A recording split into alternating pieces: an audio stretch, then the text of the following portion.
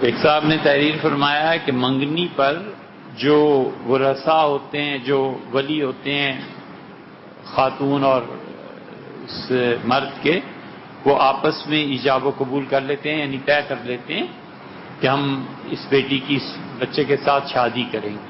یہ ایک طرح کا وعدہ ہے، اس میں نہ کوئی حق مہر ہے، نہ کوئی شرعی گواہ ہے، نہ کچھ اور چیز ہے، منگنی ہے، خطبہ ہے۔ حضور صلی اللہ علیہ وسلم کے زمانے میں بھی ہوتا تھا۔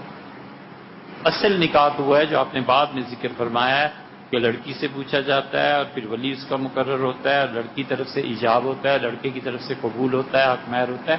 اصل نکاح تو وہ ہے، لیکن جو پہلا ہے یہ صرف ایک دوسرے کے ساتھ معاہدہ ہے، تعلق ہے۔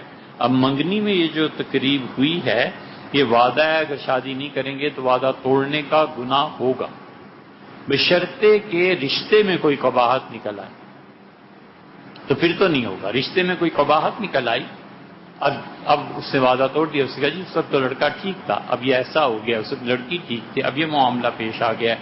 لڑکا اچھا خاصا تھا، ہم اپنے بچے کا نکاح یہیں کر رہے تھے، وہ کہتے ہیں ہمیں یہ قبول تھا، لیکن جب سے یہ چلا گیا امریکہ یا کہیں اور چلا گیا ہے تو ابھی آئے گا 10 سال بعد، ہم اپنی بیٹی کو نہیں بٹھا سکتے اتنے سال۔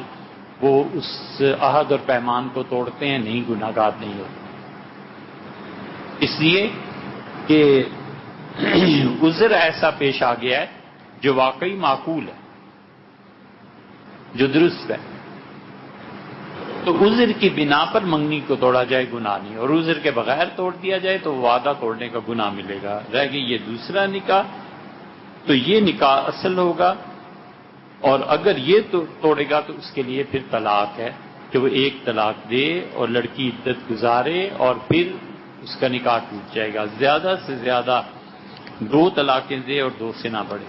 سنت کا طریقہ 1 طلاق دینے کا ہے۔ حضور اقدس صلی اللہ علیہ وسلم نے طلاقیں دی تھیں، جب بھی 1 طلاق دی۔ نبی کریم صلی اللہ علیہ وسلم نے 1 سے زیادہ مرتبہ یہ حق استعمال نہیں فرمایا، سنت دی گئی ہے۔